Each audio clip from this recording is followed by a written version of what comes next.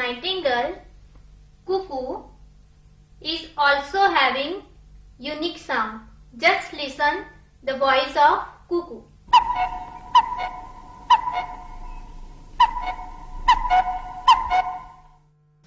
Like nightingale and cuckoo, birds like sparrow, crow and manna. These birds are also known for their unique voice, but their voice are not so sweet. મિત્રો, પરંતુ આપણને તેમના અવાજ કર્ણપ્રિય લાગતા નથી. Cock is also known for its unique voice. Let's listen the voice of cock. કે મિત્રો, જેના અવાજથી તો આપણી સવાર પડે છે.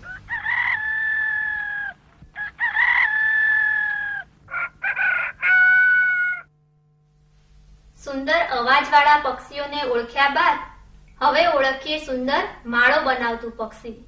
Yes, it's a weaver bird. Weaver bird can weave its nest beautifully. It weaves its nest with soft straws and leaves.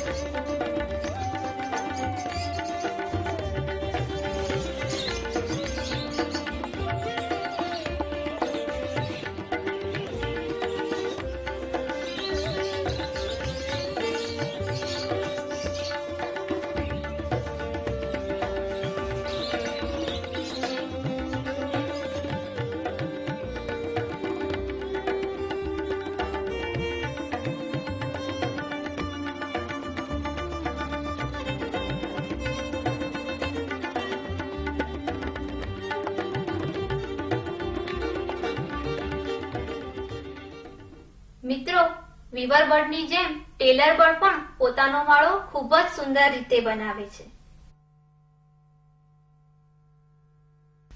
After weaver bird, let's talk about next bird, that is woodpecker. Woodpecker has a strong beak. It picks its beak on the trunk of a tree. It can make a hole in the trunk with its beak. Let's talk about the next bird. The next bird is kite. સમડી. Kite તેની તીક્ષ્ણ નજરથી ઊંચાઈ પર ઉડતી હોવા છતાં જમીન પર જતા સાપને પકડી શકે છે. Friends, let's talk about night flyer bird, owl. And also having unique voice. Let's listen the voice of owl.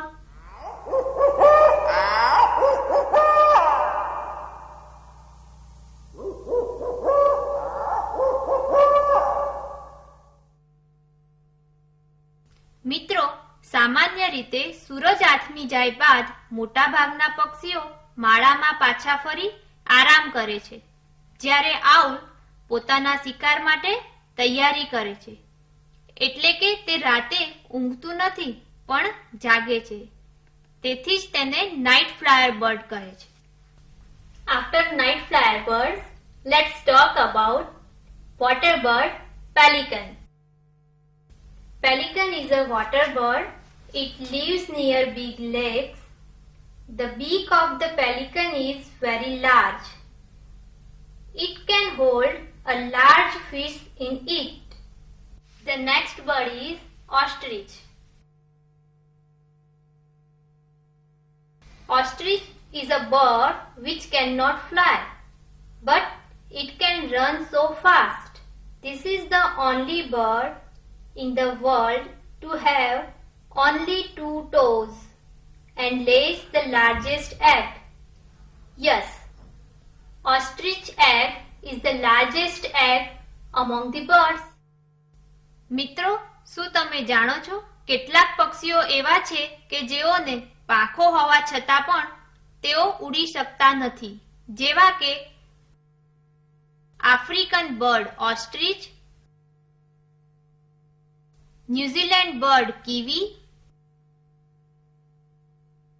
અને ન્યૂ કેલિફોર્નિયા બર્ડ કાગુ. આ દરેક પક્ષીની સ્પેશિયાલિટી એ છે કે તેઓને પાંખો હોવા છતાં પણ તેઓ ઉડી શકતા નથી. તો મિત્રો, આપણે કેટલાક પક્ષીઓની સ્પેશિયલ એબિલિટીઝ જોઈ. આ સાથે ટેક્સ્ટ બુકમાં પાછળ પેજ નંબર 27 પર કેટલાક પક્ષીઓના સુંદર ચિત્રો આપેલા છે, તેને જુઓ અને તેમાંથી અન્ય પક્ષીઓની સ્પેશિયલ એબિલિટીઝને ઓળખો.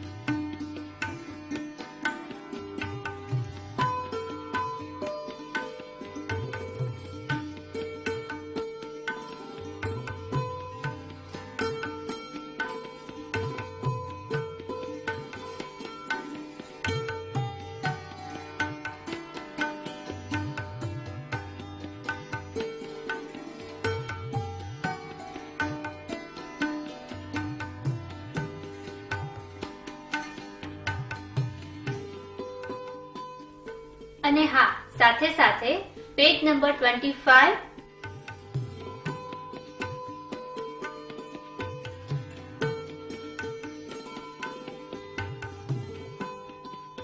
and page number 26.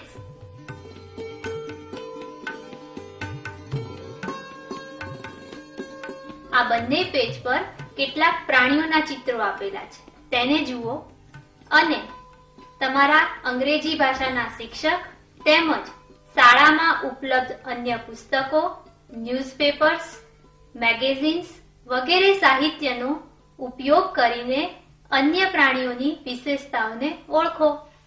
તો ચાલો તૈયાર થઈ જાઓ અન્ય પ્રાણીઓ અને પક્ષીઓની વિશેષતાઓને ઓળખવા માટે. ફરી મળીશું, ત્યાં સુધી આવજો.